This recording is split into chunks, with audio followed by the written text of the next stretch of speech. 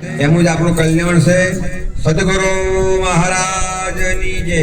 હવે ભીમરાજ નિવાસી એવા ભીખુરામજી મહારાજને વિનંતી કરીએ, એ પણ આપણને સમય મર્યાદાની અંદર સત્સંગ ભજનનો લાભ આપે. ભીખુરામજી મહારાજ ભીમરાજ.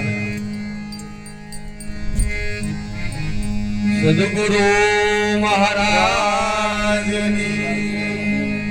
સદગુરુ નિરાંત મહારાજની જય, સદગુરુ પરશુરામજી મહારાજની જય, પધારેલ હરિપુરુષ સંતની જય. ઓમ શ્રી ગુરુ ચરણ સરોજ રજ નિજ મન મુકુર સુધાર, વરણો રઘુવર વિમલ યશ, જો દાયક ફલ ચાર. બુદ્ધિહીન તनु જાન કે સમણું પવન કુમાર, બલ બુદ્ધિ વિદ્યા દેવ મોહે, હરહું ક્લેશ વિકાર. જે સ્વરૂપને સમજ્યા વિના પામ્યું દુઃખ અનંત, સમજાવ્યું તે પદ નમો શ્રી સદગુરુ ભગવન. જેની દશા દેહ છતાં વર્તે દેહાતી, એવા જ્ઞાનીના ચરણોમાં વંદન ગણિત. સદગુરુ મહારાજની. આજનું આ કોસાદની પાવન ભૂમિએ અમારા ભક્તરાજ નીરુભાઈ તથા એમના પરિવાર મળી આવો સુંદર જ્ઞાન યજ્ઞનું આયોજન કરી અરસપરસ સંતોને તેડી પોતે લાવો લઈ અને લેવડાવે એ બદલ એમને એમના પરિવારને લાખ લાખ વંદન મારા. તેમજ પરમ પૂજ્ય પરશુરામ બાપુના ચરણોમાં મારા કોટી કોટી વંદન. સમગ્ર સંતો સ્ટેજ પર વિરાજમાન બધાને મારા કોટી કોટી નમન. ખરેખર આવા મહાપુરુષોના શરણે આપણે એમના ચરણોનું એક એક વચન જો બાપુનું આપણને અડી જાય, હમણાં કીધું મહારાજે તેમ, તો આપણું જીવન ધન્ય બની જાય. બાપુને આપણે જેટલો લાવો લઈએ એટલો ઓછો છે. કારણ કે એટલી અંદર જે કઈ ભેદ પડ્યા છે, જેમ શ્રીફળ એવો શબ્દ છે પણ એ છોતરા વાળો છે. શ્રીફળ શબ્દ તો છે પણ છોતરા વાળો છે. એમ આ શાસ્ત્રોની અંદર બધું જ્ઞાન છે પણ એ અંદર ગુપ્ત છે, એ ખારું છે. પણ જેમ અમારા મુબારક બાપુ એક ભજનમાં કીધું કે વાદર જેવી વૃત્તિ જેની, ખારું મીઠું કરે છે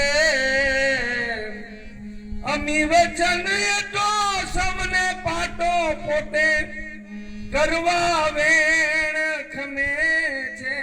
અમને એવા સંત ગમે છે, રામ નામની ગાલ લઈને નિર્ભય થઈને ફરે છે. અમને એવા સંત ગમે છે. એમ બાપુના મુખમાં આવા એક એક શબ્દનું જ્યારે આપણે રસપાન કરીએ ને, તો ખરેખર આપણામાં જે પડેલી ભ્રાંતિનું નિવારણ થાય. એટલે એમનો આપણે વધારેમાં વધારે લાભ લેવાનો છે. અને સતત બાપુનું જોઈએ તો ચાલુ ને ચાલુ જ છે, અવિરત. આપણે તો કદાચ થાકીએ છીએ, પણ હું જોઉં છું તો બાપુનું જેટલું આમ અમૃતની ધારા વહી જાય છે. આપણે તો કેટલાક માઇક શબ્દોમાં લઈ લઈએ છીએ.